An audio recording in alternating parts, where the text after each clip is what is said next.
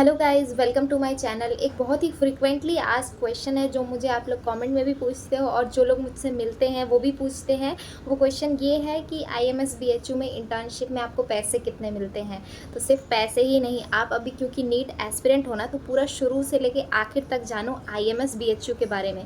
तो सबसे पहली चीज़ कि आपको यहाँ एडमिशन कैसे मिलना है। ठीक है, तो एडमिशन मिलेगा आपको नीट क्रैक करके, not just to crack NEET, but आपको नीट में रैंक लानी पड़ेगी।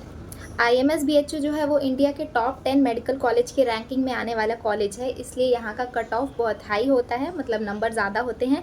बट अभी नंबर नहीं बता रही हूँ, मैं रैंक बता रही हूँ, तो उस हिसाब से आप लोग देख लेना। रैंक यहाँ पे मैं जनरल कैटेगरी के लिए लगभग 800-900 तक रैंक कट ऑफ होती है। बाकी detail category wise cut off rank मैंने अलग से वीडियो बना रखा है, तो उसको देख लेना।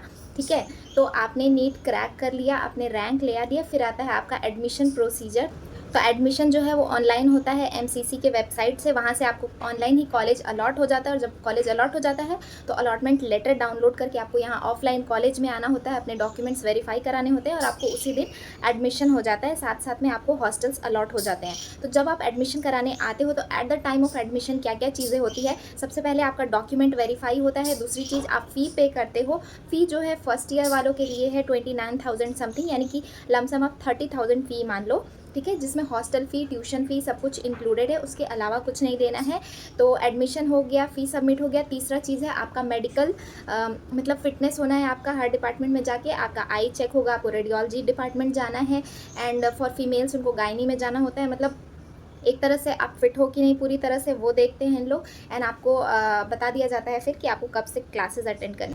तो एडमिशन होने के बाद आप फर्स्ट ईयर में गए, फर्स्ट ईयर की क्लासेस की, आपने फिर एग्ज़ाम दिया। इस दौरान बहुत अच्छी अच्छी चीज़ें होंगी, लाइक फ्रेशर पार्टी होगा, आपका कॉलेज का फेस्ट होगा जो कि बहुत बहुत बहुत अच्छा होता है यहाँ पे। मतलब सेलिब्रिटीज़ भी आते हैं बहुत अच्छे सारे, और बच्चे काफ़ी ज़्यादा इंजॉय करते हैं जो फेस्ट होता है यहाँ का उसको। उसके अलावा फ्रेशर पार्टी होता है, एंड कई तरह की पार्टीज़ होती है, लाइक गणेश चतुर्थी हो गया, सरस्वती पूजा हो गया, हर चीज़ें यहाँ पे अच्छे से सेलिब्रेट की जाती है। ठीक है, फर्स्ट ईयर आप बहुत इंजॉय करोगे। हाँ, फर्स्ट ईयर थोड़ा सा लिमिटेड ये होता है, अपने मनपसंद कपड़े नहीं पहन सकते हो। For girls salwar suit with dupatta, and for boys black shoes, black pant and any colour of shirt. ठीक है, बस यही चीज़ है और कुछ नहीं है। इसको रैगिंग नहीं कहते हैं, जस्ट एक सिंपल सा रूल है।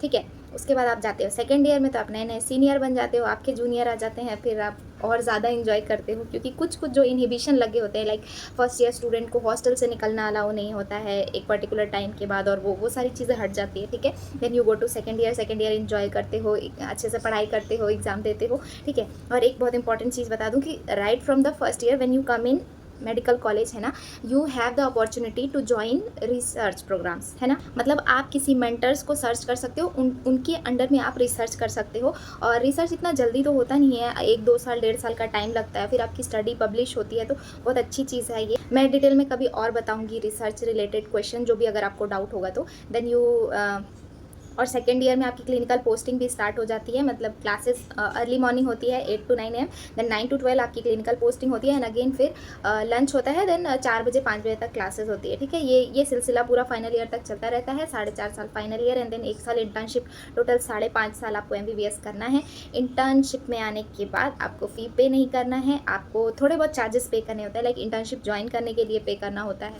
एंड देन उसके बाद आता है इंटर्नशिप का सैलरी। तो इंटर्नशिप का सैलरी ना जस्ट ऐसा नहीं होता है कि आपने स्टार्ट किया, 1 महीने हुए और आपको आपकी सैलरी मिल गई, ऐसा नहीं है। 1 महीने में नहीं मिलता है, 2-3 महीने बाद मिलता है, वो भी इंस्टॉलमेंट में करके मिलता है, कभी आधे महीने का, कभी 2 महीने का, तो इट्स नॉट वेरी श्योर।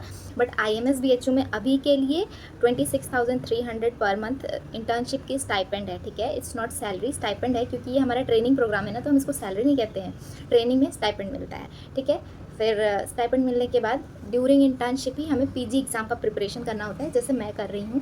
मतलब इंटर्नशिप में अपनी पोस्टिंग पे जाती हूँ, उसके बाद से जो भी टाइम मिलता है थोड़ा बहुत मैं क्वेश्चन करती हूँ और अपना पढ़ाई करती हूँ। नीट पीजी के लिए टोटल 19 सब्जेक्ट होते हैं, तो सोच लो आप लोग, नीट यूजी के लिए ओनली 3 सब्जेक्ट है, नीट पीजी के लिए 19 सब्जेक्ट है। तो अभी से पढ़ने का आदत डाल लो, क्योंकि अगर ऐसा लग रहा है ना कि नीट क्रैक कर लिया तो काम हो जाएगा, बस लाइफ में सुकून ही सुकून है, तो ऐसा कुछ नहीं है, सुकून नहीं है। जब आप MBBS करोगे तो आपके दिमाग में एक चीज़ हमेशा चलती रहेगी कि अब मुझे पीजी करना है, तो पीजी करने के लिए पढ़ना पड़ेगा और 19 सब्जेक्ट का एग्ज़ाम देना है। और 19 सब्जेक्ट पढ़ना तो ठीक है, चलो 4.5 साल में पढ़ेंगे, लेकिन रिवाइज़ करना है एक ही बार में, एग्ज़ाम एक ही बार में होगा तो ठीक है, पर करते ही हैं सब लोग, है ना। ऐसा तो नहीं है कि बहुत टफ है, हमारे सारे सीनियर तो करते हैं, तो मुझे भी करना है।